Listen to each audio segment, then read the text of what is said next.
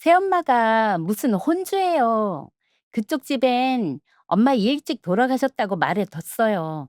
이모가 절 키운 걸로 했으니까 시겐 오지 마세요. 키워주신 값 얘기하시는 거면 그 적금 통장으로 정리하고요. 그게 서로 깔끔하잖아요. 애 말이 100번 맞는 소리요. 곱게 통장이나 내놓고 빠지시오. 핏줄도 아닌 양반이 다 큰 애 앞길을 막아서야 쓰나. 여러분, 방금 이 말들 남의 말이 아닙니다. 24년을 먹이고 입히고 아침마다 머리를 빗겨 키운 딸이 그 엄마 얼굴을 똑바로 보고 한 말입니다. 안녕하세요. 여러분의 친정엄마입니다. 오늘 사연은 골목에서 미용실을 30년 하시는 원장님 이야기예요. 원장님이 사연에 이렇게 쓰셨더라고요. 저는 제 부고를 딸의 시어머니 되실 분 입에서 들었습니다. 무슨 소린가 싶으시지요? 멀쩡하게 살아있는 사람이 딸 혼사길에서는 일찍 돌아가신 분이 돼 있었던 겁니다. 24해를 먹이고 입혀서 하늘색까지 만들어 놓은 딸이 시댁에다가 엄마 죽었다고 해버린 거예요. 그런데 여러분, 세상 일이 참 얄궂지요. 그 시어머니 되실 분이 하필 원장님 가게에 10년을 다닌 단골 사모님이었지 뭡니까. 그래서 오지 말라던 그 상견례에 원장님이 청첩장 대신 죽은 사람 빛 하나를 들고 들어가게 됩니다. 과연 그 방에서 무슨 일이 일어났을까요? 사연을 시작하기에 앞서 댓글에 단골 가게 하나만 적어주세요. 미용실이든 국수집이든 철물점이든 좋아요. 왜냐고요? 그건 사연 다 듣고 나면 압니다. 자, 그럼 시작하겠습니다. 원장님의 사연 4월의 빛입니다. 안녕하세요. 제 부고를 딸의 예비 시모입에서 들은 60대 여자입니다. 저희 가게 거울 옆 벽에는 빛바랜 사진이 한 장 걸려 있습니다. 12년 전 봄, 딸의 한의대 입학식 날 교문 앞에서 셋이 찍은 사진이에요. 파마 손님들은 의자에 앉으면 꼭 그 사진하고 마주보게 됩니다. 어떤 분은 10년 넘게 한 달에 한 번씩 그 사진을 보며 머리를 마셨지요. 저는 골목 어귀에서 30년째 가위를 잡고 있는 올해 63 미용실 원장입니다. 원장이라고 해봤자 직원도 저 하나, 의자도 2개뿐인 10평짜리 가게지만요. 이 동네 애들 백일머리부터 어르신들 환갑 염세까지 다 제 손을 거쳤으니 명함은 없어도 얼굴이 곧 명함인 셈입니다. 남의 머리를 만지다 보면 남의 인생도 같이 만지게 됩니다. 누구네 아들이 장가를 가고 누구네 시어머니가 편찮으신지 죄다 이 의자에 실려오거든요. 19에 이 일을 시작했습니다. 시골에서 올라와 처음 들어간 미용실에서 제가 맡은 건 가위가 아니라 빗자루하고 솥단지였어요. 종일 바닥에 떨어진 남의 머리카락을 쓸고 수건을 삶았습니다. 파마약된 수건은 그냥 빨아서는 냄새가 안 빠져서 연탄불에 솥을 얹고 푹푹 삶아야 했는데 그 김을 하도 쐬어서 그런가 저는 지금도 수건 삶는 냄새를 맡으면 19살 그 겨울로 돌아갑니다. 가위질은 어깨너머로 배웠어요. 원장님 손끝을 눈으로 훔쳐다가 밤이면 자취방에서 흉내를 냈습니다. 첫 월급을 쪼개 연습용 마네킹을 하나 샀는데 그 머리를 하도 잘랐다 붙였다 해서 나중엔 아주 빡빡이가 됐지요. 같이 방을 쓰던 언니는 밤마다 서걱대는 가위 소리에 잠을 설친다고 그 마네킹을 몇 번이나 이불장에 쳐넣었는지 모릅니다. 그렇게 30년 넘게 파마약을 만졌더니 지금 제 10손가락에는 지문이 없습니다. 반질반질 다 닳았어요. 몇 해 전 은행에서 지문 등록을 하는데 기계가 자꾸 저를 못 알아봐서 창구 아가씨하고 한참을 웃었습니다. 남의 머리 만져서 밥 먹고 산 값으로 제 지문을 치른 셈이지요. 25에 결혼도 했습니다. 목수일 하던 사람이었어요. 몸에서 늘 대빼밥 냄새가 나던 말수 적고 손이 큰 사람이었습니다. 그런데 그 사람이 제 나이 29 되던 해 여름에 공사장 발판에서 떨어졌습니다. 병원 문턱도 못 밟아보고 갔어요.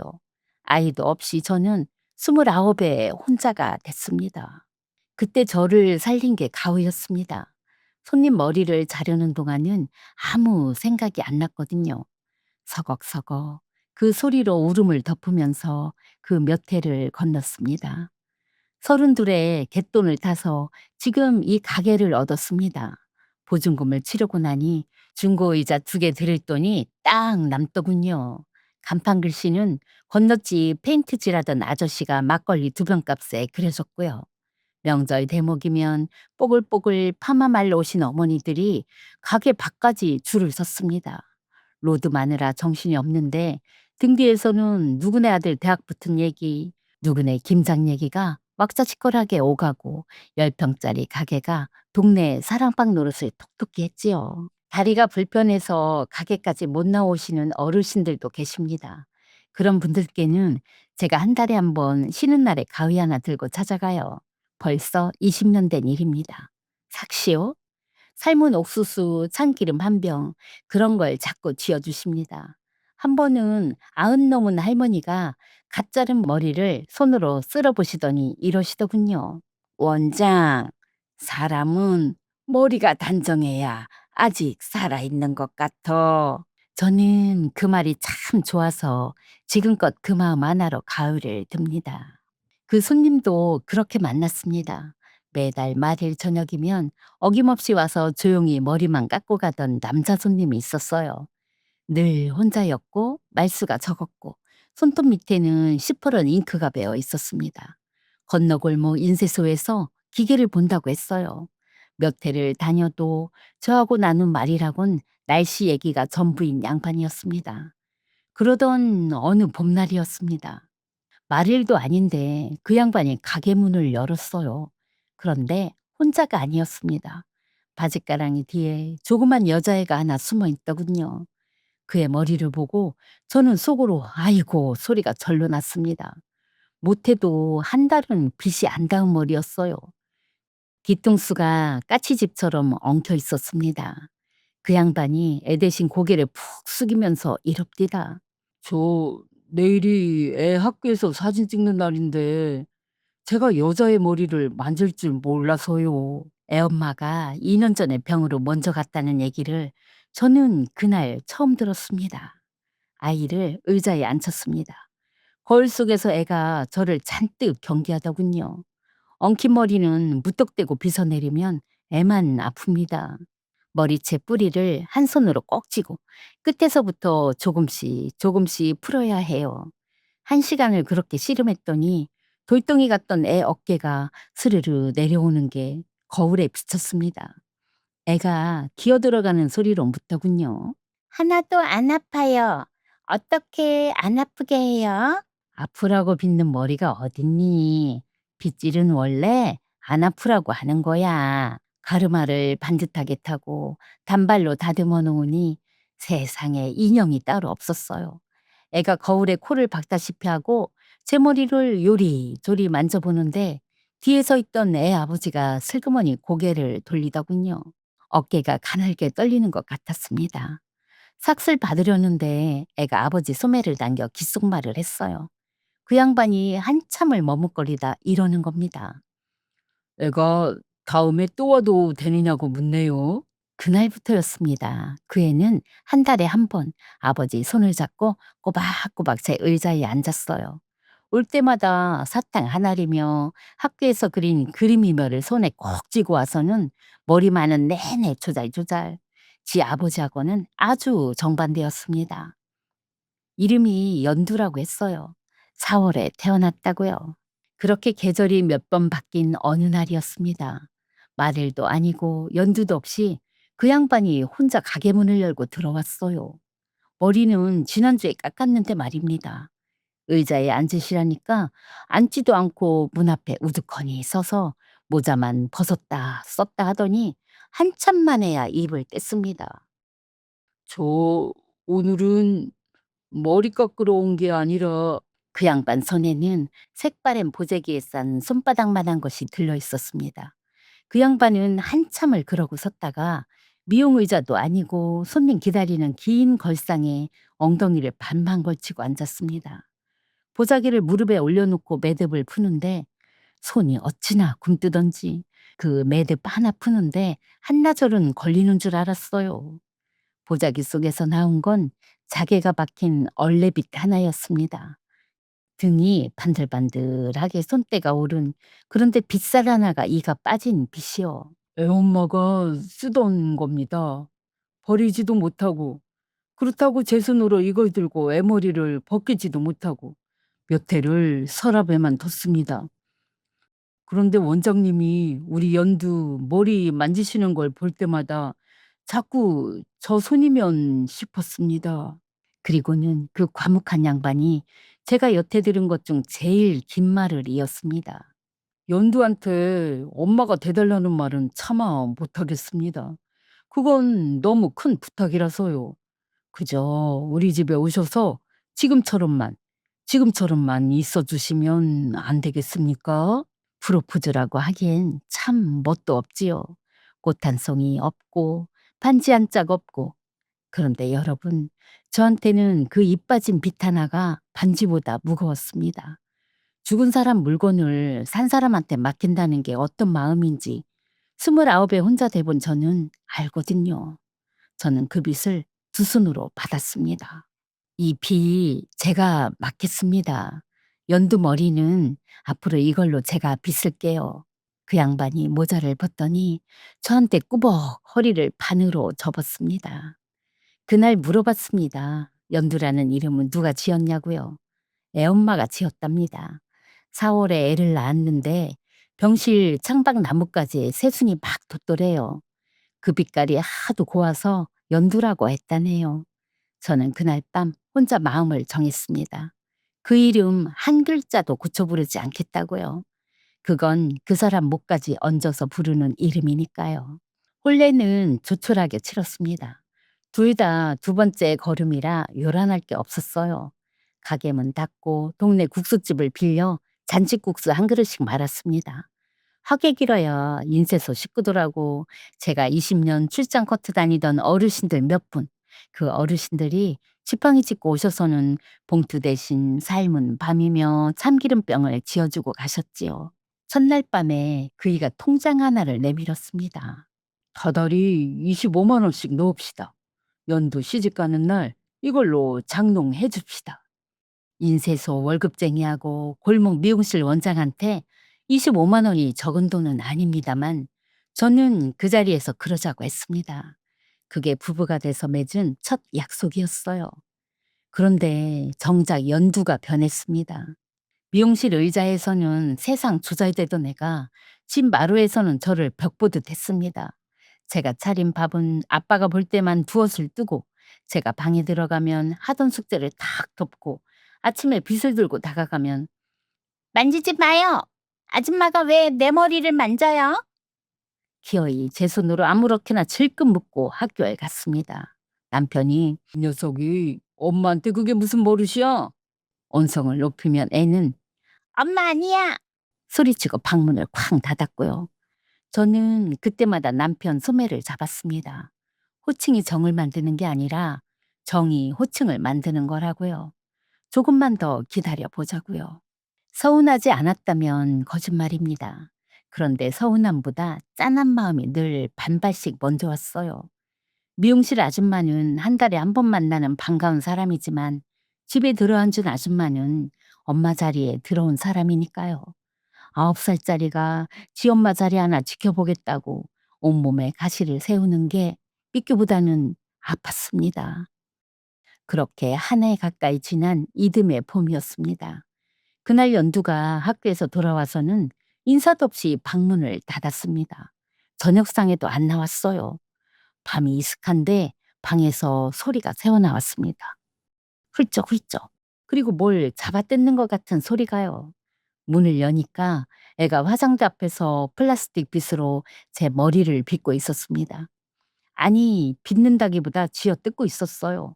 한동안 아무도 못 만지게 한 머리가 뭉텅뭉텅 엉켜서 빗이 들어가다 콱콱 걸리니까 애는 아파서 울고 화가 나서 또 잡아당기고 저는 말없이 들어가 애 뒤에 앉았습니다. 그리고 가져간 그 자개빗을 꺼냈어요. 거울 속에서 애눈이 동그래졌습니다.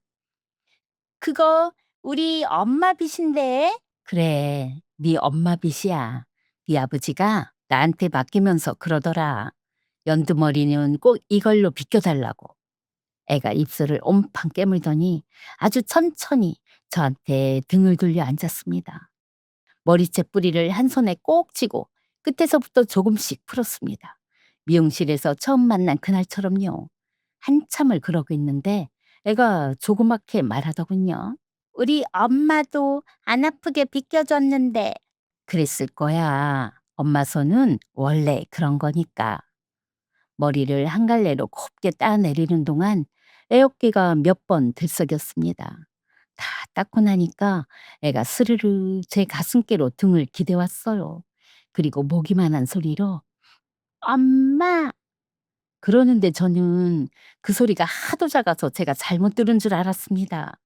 대답도 못하고 숨만 죽이고 있는데 애가 한 번 더 이번엔 조금 크게 말했습니다.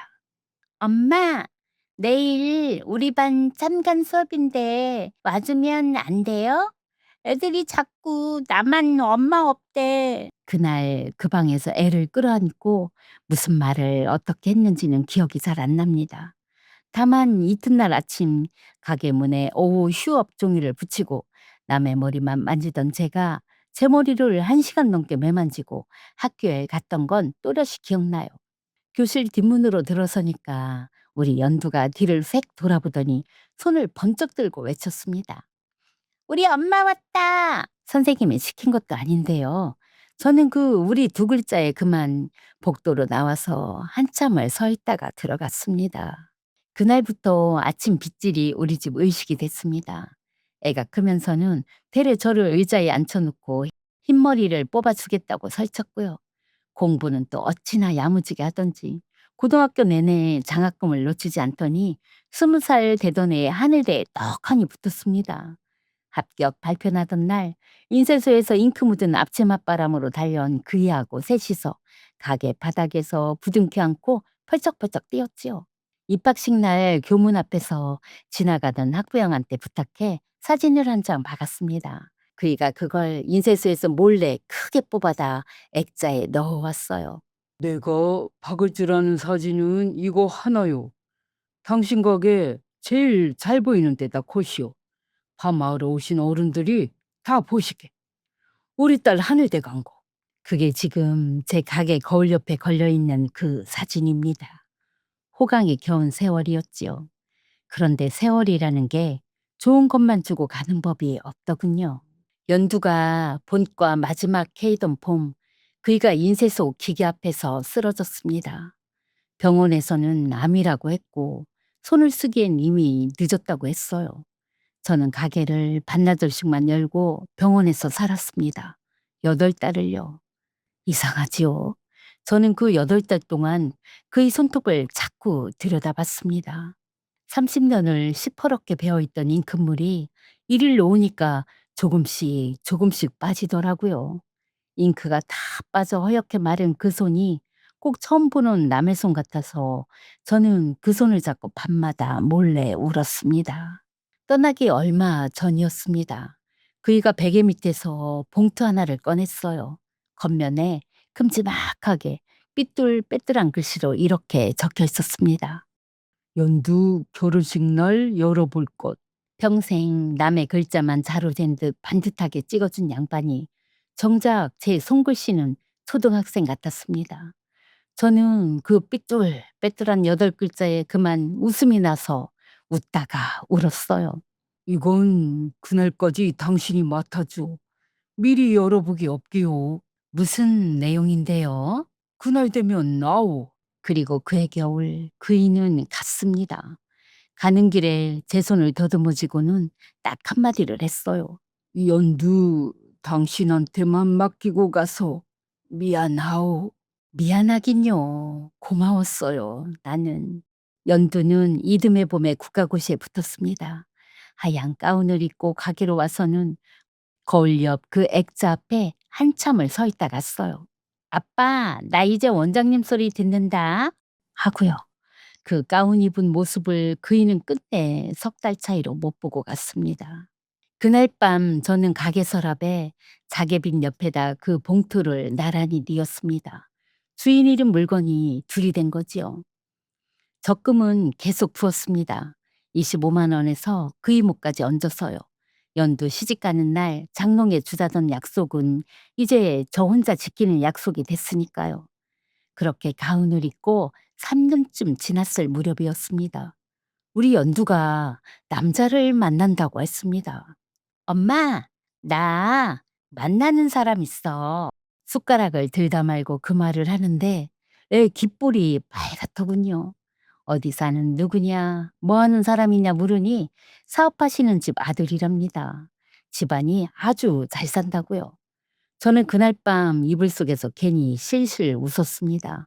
속으로 그이한테 말도 걸었어요. 여보, 우리 첫날 밤 약속 지킬 날이 오나 보. 장롱값은 두둑이 모아놨어. 그런데요, 좋은 소식이라는 게 그날부터 이상하게 저를 비껴가기 시작했습니다. 남자를 도무지 보여주질 않는 겁니다. 한번 데려오라니까 때 되면 엄마는 참 급하기는 하고 웃어넘기고 그 때가 한 해가 가고 두 해가 가도 안 왔어요. 집에 오는 발걸음은 뜸해지고 전화는 짧아지고 어쩌다 통화가 돼도 애 목소리 뒤가 늘 부산했습니다. 재작년 늦가을이었나요? 김장을 끝내고 제일 속이 노란 놈으로 한 통 눌러 담아 애 한방병원에 갔습니다.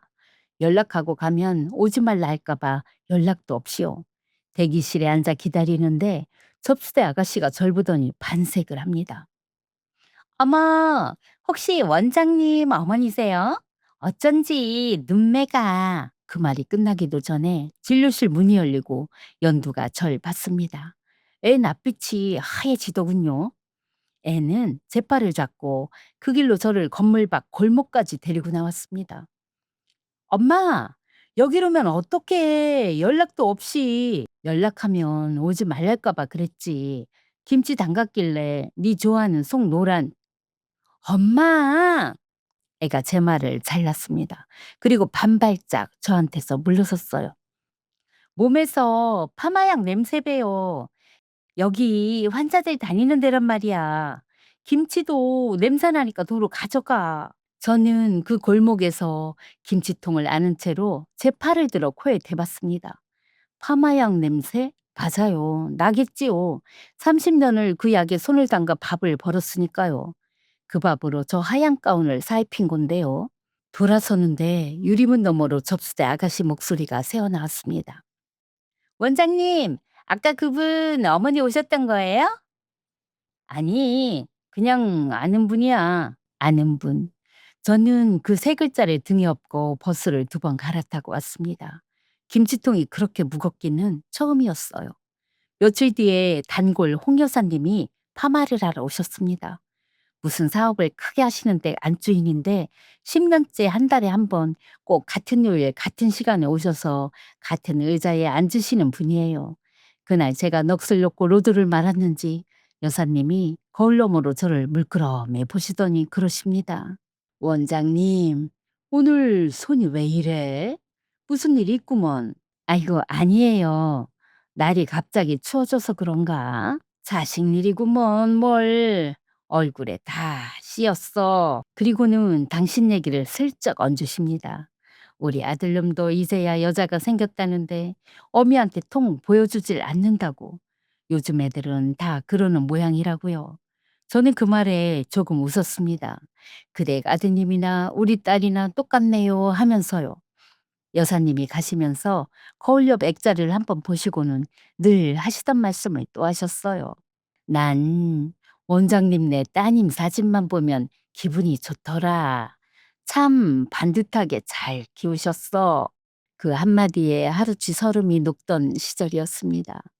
해가 바뀌고 설 지나고였습니다. 연두가 오랜만에 집에 와서는 밥도 뜨는 둥 마는 둥 하더니 이럽니다. 엄마, 나 이모 만나고 있어. 이모? 무슨 이모? 우리 엄마 언니. 사실 재작년부터 연락이 왔었어. 이제 말하는 거야. 저는 수저를 내려놨습니다. 그 처형이라는 분 얘기는 그이한테 들은 적이 있어요.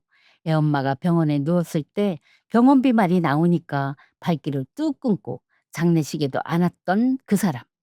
그 사람이 20년도 더 지나서 조카가 가운을 입고 나니 나타난 겁니다. 목구멍까지 차오른 말을 저는 삼켰습니다. 애한테는 어쨌든 저 낳아준 엄마 쪽 핏줄이니까요. 대신 이렇게 말했지요. 잘 됐다. 네 엄마 쪽 어른이 한 분이라도 곁에 계시면 좋지. 잘 됐다는 말은 반은 진심이고 반은 거짓말이었습니다. 그 거짓말 반쪽이 그렇게 커질 줄은요. 우리 집엔 24년 된 상이 하나 있습니다. 해마다 3월 애 낳아준 분 기일이면 저는 밥 한 그릇, 국 한 그릇에 유자차 한 잔을 올렸어요. 그분이 유자차를 좋아하셨다고 그이한테 물어물어 알아낸 겁니다. 어릴 땐 연두 손을 잡고 같이 올렸고 애가 큰 뒤엔 각자 절을 했지요. 그런데 올 3월엔 연두가 이러더군요. 올해 기일은 이모네 가서 지낼게. 이모가 인제부터는 자기가 차린대. 핏줄끼리 하는 게 맞다고. 그래서 지난 3월엔 24년 만에 처음으로 저 혼자 유자차를 올렸습니다. 김이 다 식도록 방에 저 혼자 앉아 있었어요. 거기까지도 저는 참았습니다. 그런데 봄이 깊어질 무렵 연두가 불쑥 와서는 이상한 걸 묻는 겁니다. 엄마, 아빠 앞으로 있던 거, 엄마, 아빠 앞으로 있던 거, 그러니까 뭐 정리된 거 어떻게 돼 있어? 저는 그걸 결혼 얘기가 무르익은 신호로 들었습니다. 바보같이 반가워서 아껴둔 걸 그 자리에서 다 꺼내놨어요.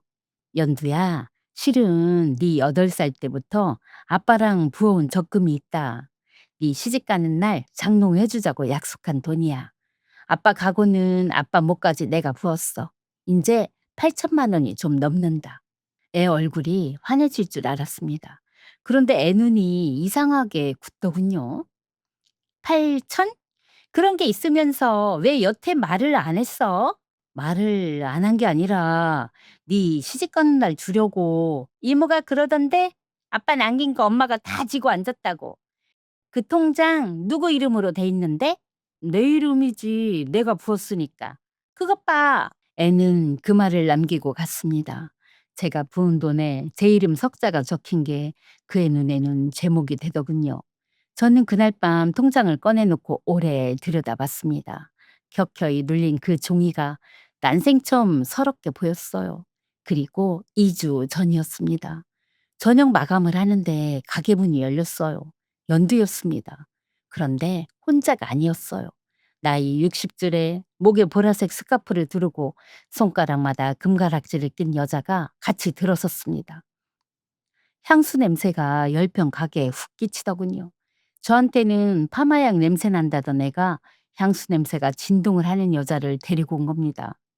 그쪽이 연두 이모입니까?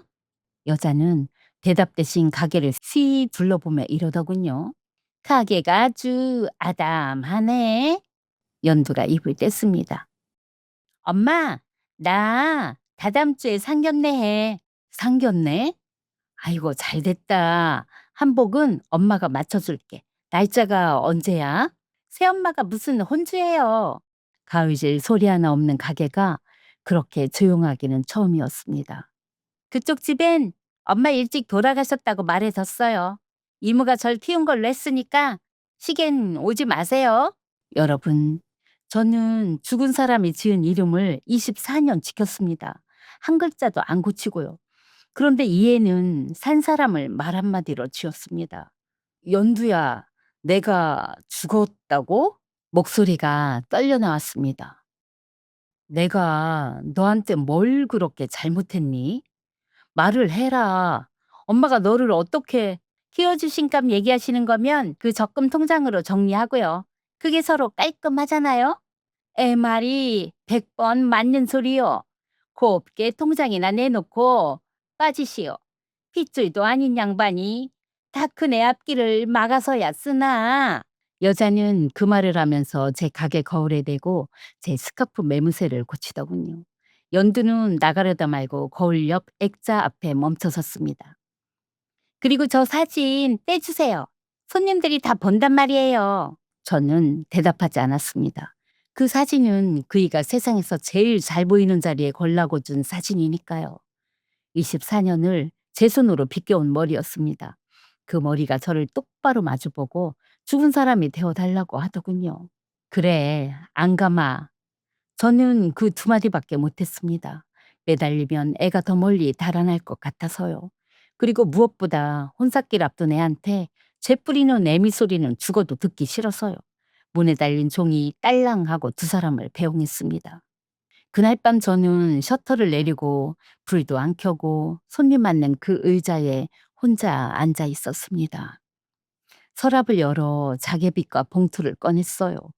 가로등 불빛에 봉투 겉에 삐뚤빼뚤한 8글자가 어슴푸레 보였습니다. 연두 결혼식 날 열어볼 것. 여보, 이 봉투는 인제 어쩌오? 나는 그 결혼식에 못 간답니다. 빗살, 입 빠진 자리를 엄지로 자꾸만 쓸었습니다. 이가 하나 빠져도 빗은 빗인데 저는 인제 이 집에서 뭐가 되는 건지 어두운 거울 속에 저한테 물어도 대답이 없더군요. 그로부터 열흘쯤 지난 상견례를 사흘 앞둔 오후였습니다.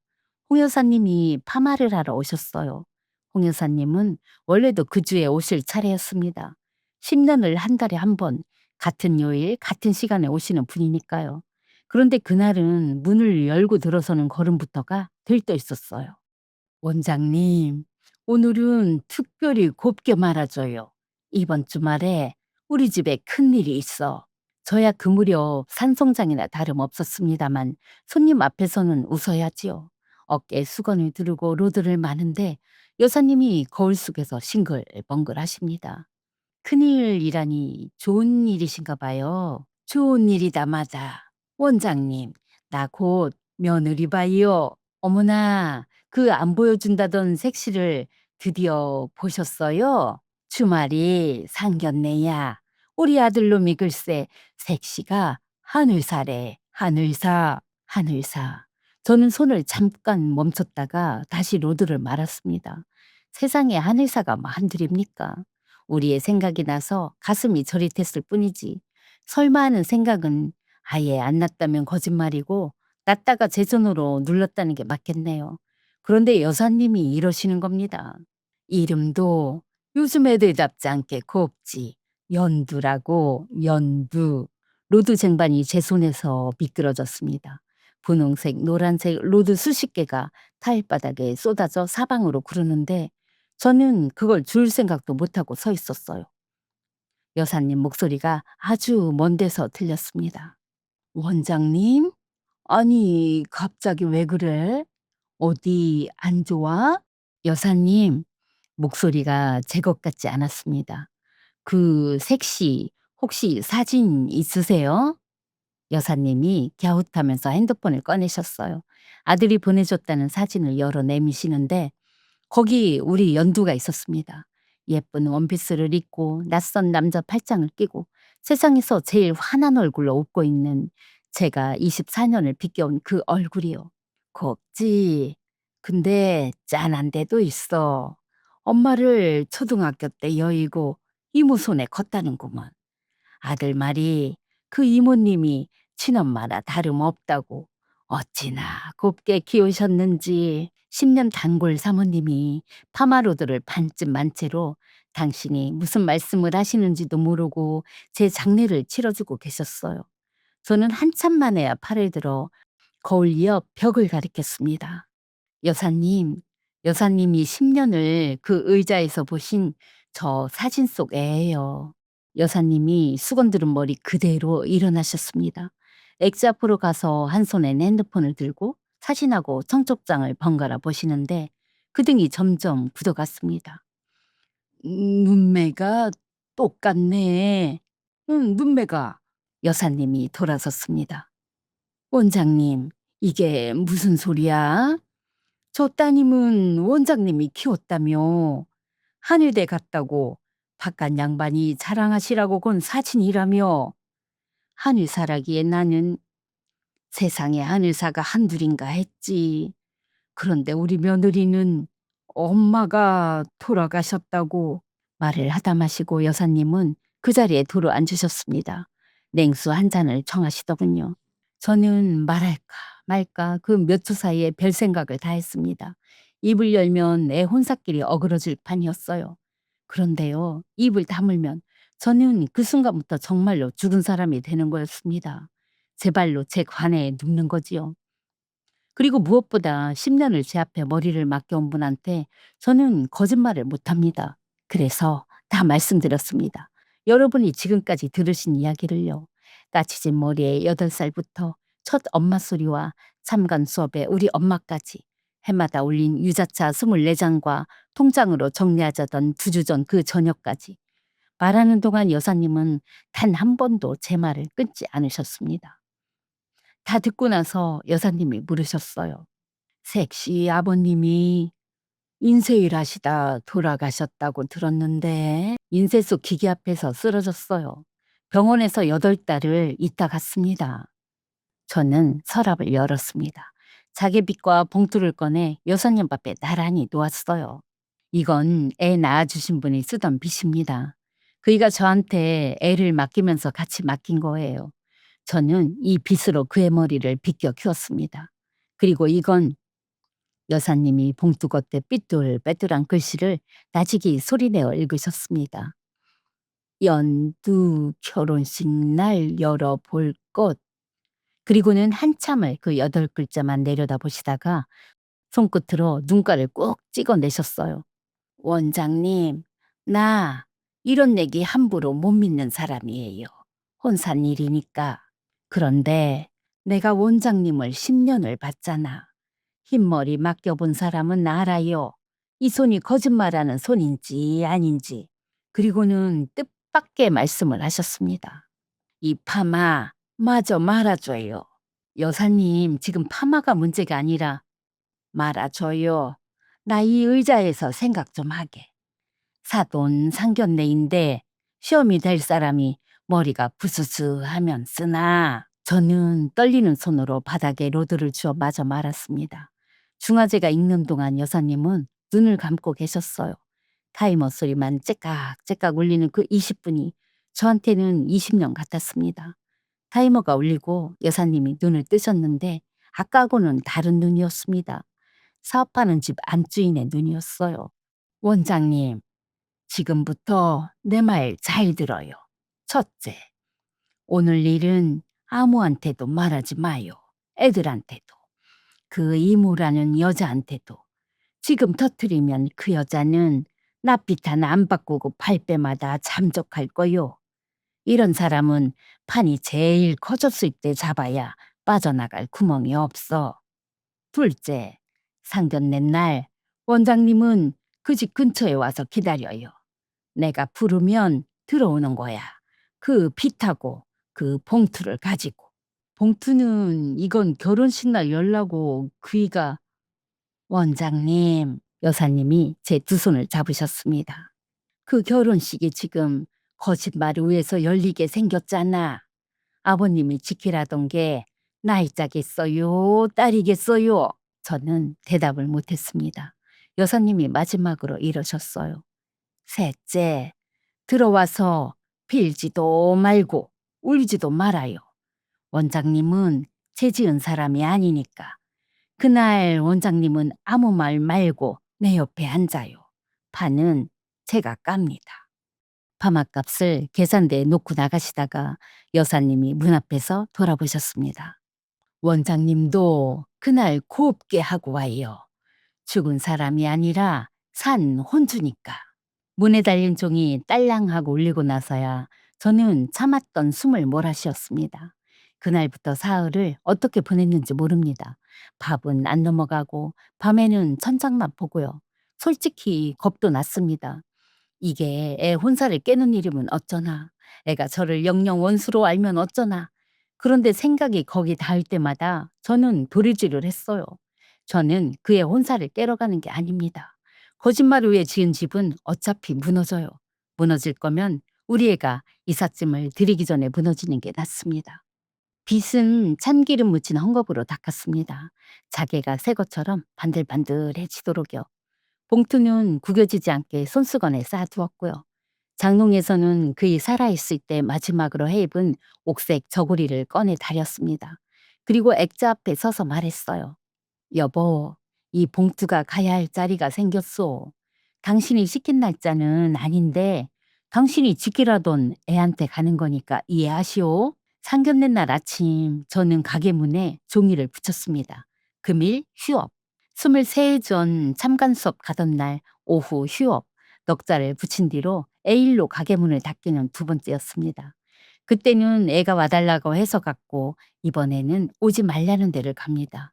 남의 머리만 만지던 손으로 그날 아침에도 제 머리를 오래 매만졌습니다. 한정식 집은 시내에 있는 마당에 소나무가 선 집이었습니다. 저는 길 건너 찻집에서 여사님 기별을 기다렸어요. 뭘 시켜야 하기에 시킨 게 하필 유자차였습니다. 김이 다 식도록 한 모금도 못 마셨어요. 이윽고 핸드폰에 문자가 왔습니다. 여사님이었어요. 방 앞 복도로 와서 서 있어요. 마당을 지나 대청을 오르는데 다리가 후들거렸습니다. 미닫이 문이 달린 방에서 웃음소리가 새어나왔어요. 수저 부딪는 소리, 덕담 오가는 소리, 그리고 그 웃음들 사이로 귀에 익은 여자 목소리가 문풍지를 뚫고 또렷이 들려왔습니다. 아유, 제가 뭐 한 게 있나요? 그저 친딸처럼 키웠지요. 허허허. 제 24애가 문 한 장 너머에서 남의 것이 되고 있었습니다. 그때 손에 쥔 핸드폰이 부르르 떨렸습니다. 떨리는 액정에 여사님 이름이 떠 있었습니다. 지금부터 잘 들어요. 저는 문풍지에서 반발짝 떨어져 숨을 죽였습니다. 방 안에서는 덕담이 오가고 수저가 달그락거리고 그 여자의 웃음소리가 기름처럼 미끄러졌어요. 그때 여사님 목소리가 들렸습니다. 아주 부드럽게요. 우리 색시 머릿결이 참 곱던데. 사부인, 따님 어릴 때 머리는 누가 잘라줬나요? 예? 그야 뭐 제가 미장원에 데리고 다니고 그랬지요. 호호. 그래요. 집에서 비켜준 사람은 따로 없고 그게 애가 워낙 알아서 크는 애라. 이상하네. 차만 머릿결이 그냥 만들어지는 게 아닐 텐데. 방 안이 조용해졌습니다. 그리고 제 손안에서 핸드폰이 한 번 더 떨렸어요. 들어오세요. 저는 미닫이 문을 열었습니다. 수저 소리가 뚝 그쳤습니다. 병풍 앞에 앉은 그 여자의 얼굴에서 웃음이 거치고 낯선 청년이 어리둥절해 저를 보고 그리고 우리 연두가 저를 보자마자 반사적으로 입을 열었습니다. 엄마? 애는 제 입을 제 손으로 틀어막았습니다. 방금 그 두 글자가 죽은 사람이 없다는 걸 온 방에 실토해 버린 겁니다. 그 여자가 먼저 정신을 차렸어요. 아니, 이 여자가 여길 어떻게 해? 사부인, 신경 쓰지 마세요. 애 어릴 때 잠깐 한 집에 산 사람인데 애 키운 정 좀 있다고 이렇게 유세를. 내가 오시라고 했습니다. 여사님이 말을 자르셨습니다. 그리고는 당신 옆자리 방석을 손바닥으로 탁탁 두 번 치셨어요. 이리 와 앉으세요, 원장님. 죽었다던 여자가 시어머니 될 사람 옆자리에 앉았습니다. 방 안의 공기가 통째로 기울더군요. 여사님이 좌중을 둘러보며 말씀하셨습니다.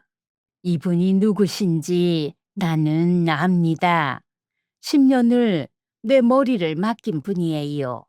저 골목에서 30년 남의 머리 만져서 이 색시를 한의사로 길러낸 분입니다. 그런데 사부인, 이 산 어머니를 돌아가셨다고 했다고요? 무슨 소리를 사부인, 저 여자가 지금 애 재산을 노리고 술을 쓰는 거예요. 증거 있어요? 증거! 저는 그때 손수건을 풀었습니다. 그리고 상우에 자개빗을 조용히 올려놓았어요. 노크루 사이에서 자개가 반짝하고 빛났습니다. 이건 이 애를 낳아준 분 빚입니다. 저는 죽은 분 물건도 24년을 못 버렸는데 산 사람은 어떻게 지웁니까? 저는 그 말을 하면서 그 여자를 똑바로 봤습니다. 그 여자가 코웃음을 치더군요. 저 저게 무슨 빚인 줄 알고 아무 빚이나 들고 와서는 엄마 빚 맞아요. 연두였습니다. 애가 빚에서 눈을 떼지 못한 채 기어들어가는 소리로 말했어요. 이 빠진 자리, 저거 우리 엄마 빚 맞아요. 내 머리 저걸로 빗겨졌어요. 9살 때부터. 이 사람, 그 세 글자가 방바닥에 떨어지는데 저는 품에서 봉투를 마저 꺼냈습니다. 연두야, 네 아빠가 네 결혼식 날 열어보라고 남긴 거다. 그 결혼식에 오늘 이 지경이 났으니 지금 여는 게 맞겠지? 내 손이 봉투 겉에 글씨에 닿더니 그대로 멈췄습니다. 아빠 글씨야. 애는 떨리는 손으로 봉투를 뜯었습니다. 그리고 소리내어 읽기 시작했는데 끝까지는 읽지 못했어요.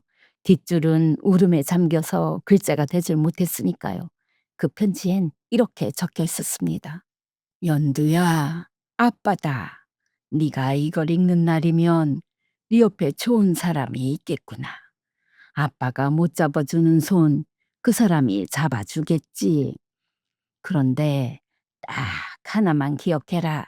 너를 키운 건 핏줄이 아니라 이 사람의 밤이었다. 네 머리맡에서 이 빠진 빗으로 1시간씩 네 머리를 풀어주던 그 손말이다. 너는 엄마가 둘이다. 하나는 너를 낳아 하늘에 있고 하나는 너를 길러 네 옆에 있다. 이름은 하늘엄마가 지어졌고 그 이름값은 옆에 엄마가 다 치렀다. 이 사람 눈에서 눈물 빼는 날엔 아빠는 하늘에서도 눈을 못 감는다. 아빠가. 연두가 편지를 아는 채 방바닥에 무릎을 꿇었습니다. 그리고 본물이 터지듯 다 쏟아냈어요.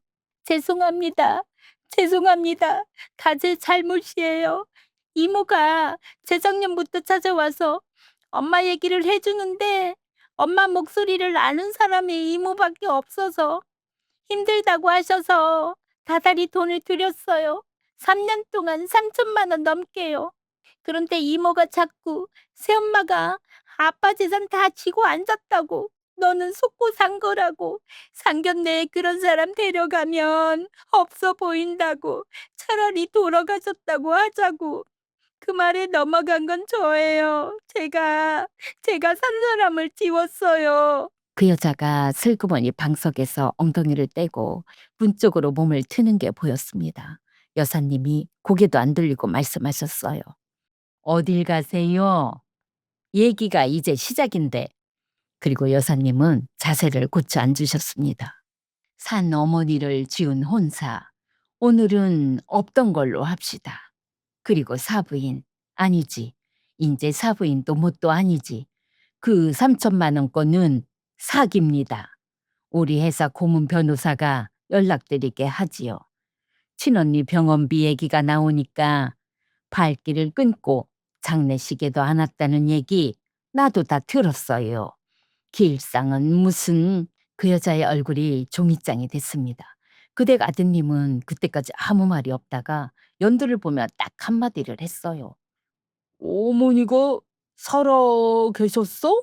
그 한마디에 연두가 고개를 못 들었습니다. 저는 자리에서 일어났습니다. 빗을 도로 손수건에 쌌어요. 편지는 F매 그대로 두고요. 여사님이 제 팔을 살짝 잡으셨다가 놓아주셨습니다. 빌지도 말고 울지도 말라던 약속. 저는 그 방 안에서는 지켰습니다. 마당까지 연두가 맨발로 쫓아나왔습니다. 제 옷자락을 잡고 무릎을 꿇었어요. 엄마, 엄마 잘못했어요. 한 번만. 저는 그 손을 그날은 잡아주지 않았습니다. 대신 이렇게 말했어요. 그 8천만 원은 네 아빠 이름으로 형편 어려운 학생들 장학금에 내놓으마. 24년 분 돈이 어디로 가야 하는지는 이제 내가 정한다. 네가 통장으로 정리하자던 값은 그걸로 정리가 됐다. 소나무 마당을 걸어 나오는데 등 뒤에서 애우는 소리가 들렸습니다. 저는 돌아보지 않았어요. 그리고 돌아오는 버스 맨 뒷자리에서 그날 처음으로 소리내어 울었습니다. 빌지도 울지도 말라던 약속은 그 방 안에서까지만 유효한 거니까요. 혼사는 그날로 깨졌습니다. 그리고 연두가 제 발로 경찰서에 갔어요. 고소장에 난생 처음으로 그 여자 이름 석자를 적었답니다. 구영란. 이모라는 탈을 쓰고 조카 등을 친 그 이름이 6 딸들이 판결문에 그대로 박혔습니다. 3천만 원 반환에 사기 전과예요. 동네 개모임에서는 진작에 쫓겨났고 지금은 어디 사는지 아는 사람이 없다고 합니다. 남의 24해를 지우려던 사람이 제 이름 석자로 남은 셈이지요. 그리고 우리 연두는요. 그다음 주 일요일 아침부터 가게에 왔습니다. 한의사 가운 대신 앞치마를 두르고 말없이 수건을 삶고 바닥에 떨어진 남의 머리카락을 쓸었어요. 제가 19에 하던 일을 33 한의사가 와서 하더군요. 저는 모른 척 로도를 말았습니다. 달라진 게 있다면 국수집에 배달을 시킬 때 2그릇을 시키는 날이 들었다는 것뿐이지요. 그렇게 일요일이 40번쯤 지나갔을 겁니다. 어느 날 문에 달린 종이 딸랑 하더니 등 뒤에서 이 소리가 들렸어요. "엄마, 저 왔어요." "저 왔어요."가 아니라 "엄마, 저 왔어요."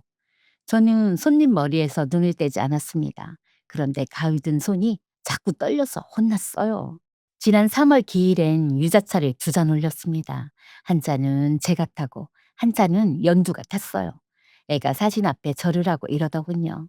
"엄마, 나 이제 두부먹 다 할게." 저는 부엌에서 그 소리를 들으며 괜히 주전자만 닦았습니다. 홍 여사님은 그 뒤로도 한 달에 한 번 같은 요일 같은 시간에 오셨습니다. 그리고 올겨울 어느 날 파마를 다 말고 나서 지나가듯 이러셨어요. "원장님, 우리 아들놈이 아직 장가를 못 갔어요. 1년을 기다리되 제 손으로 저를 고친 사람은 다릅니다. 자리 한번 다시 만듭시다." 그래서 여러분, 지난달에 우리 연두가 시집을 갔습니다. 4월이었어요. 저희가 태어났다던 연두빛 돋는 4월이요. 식 올리기 전에 신부 대기실에 들어갔습니다. 하얀 드레스를 입은 애가 거울 앞에 앉아 있는데 저는 말없이 손수건을 풀고 그 빗을 꺼냈어요. 곱게 올린 머리를 흐트러뜨리지 않게 기민 머리만 살살 쓸어 넘겨줬습니다. "네 머리를 처음 따준 것도 이 빗이고 오늘 만져주는 것도 이 빗이다." 그리고 그 빗을 애 손에 쥐어줬어요. "인제 네가 맡아라. 네 딸 낳거든 그의 머리도 이걸로 빗기고." 애는 화장이 다 번지도록 울어서 미용실 원장 체면에 신부 화장을 2번 고쳐줬습니다. 식장에는 그 삐뚤빼뚤한 편지를 품에 넣고 들어가더군요. 혼주석에 앉는데 옆자리 안 싸더니 그 10년 단골 사모님이 제 손을 꼭 잡아주셨습니다. 단상호의 사회자가 신부 어머니를 소개하는데 저는 그 자리에 2다리로 멀쩡히 살아서 앉아 있었지요. 죽었다던 여자가요. 여러분, 머리는 한 달이면 다시 자랍니다. 그런데 사람 지은 자리는 그리 쉽게 안 자라요. 살아보니 가족은 핏줄로 묶이는 게 아니라 서로의 세월을 빗어준 손으로 엮이더군요. 남의 정성을 지은 사람은 반드시 대가를 치르고 제 손으로 저를 고친 사람에게만 길이 다시 열립니다. 여러분, 머리를 처음 빗겨주던 손 기억나십니까? 그 손이 아직 곁에 계시다면 오늘 안부 전화 한 통 어떠세요? 제 사연에 공감하셨다면 응원 한마디 부탁드립니다. 삼북절가 시작인데 다들 건강히 여름 나시고요. 긴 사연 끝까지 들어주셔서 감사합니다. 네, 지금까지 골목에서 30년 가위를 잡아오신 미용실 원장님의 사연 4월의 빛이었습니다. 여러분 어떻게 들으셨어요? 이 엄마는요, 원장님이 상견례 상후에 그 자개빗을 가만히 올려다 놓으시는 대목에서 낭독을 잠깐 멈추고 숨을 골랐습니다. 저는 죽은 분 물건도 24년을 못 버렸는데 산 사람은 어떻게 지웁니까? 세상에 이보다 조용하고 이보다 무서운 말이 또 있을까요? 목소리 한번 안 높이고 빛 하나로 24해를 증명하시더라고요. 그리고 이 엄마는 홍 여사님 그 한마디가 오래 남아요. 흰머리 맡겨본 사람은 안다고요. 맞습니다, 여러분. 사람 보는데 10년이면 그건 눈이 보는 게 아니라 세월이 보증을 서는 거예요. 내가 오래 정직하게 앉아있던 자리는 언젠가 나 대신 말을 해줍니다. 사연 들어가기 전에 이 엄마가 단골 가게 하나 적어달라고 했었지요. 지금 댓글창에 적힌 그 가게들이 바로 여러분 곁에 홍 여사님들이십니다. 일요일마다 40번 가운 대신 앞치마를 두르고 와서 말없이 바닥을 쓸던 연두얘기도 그냥은 못 지나가겠네요.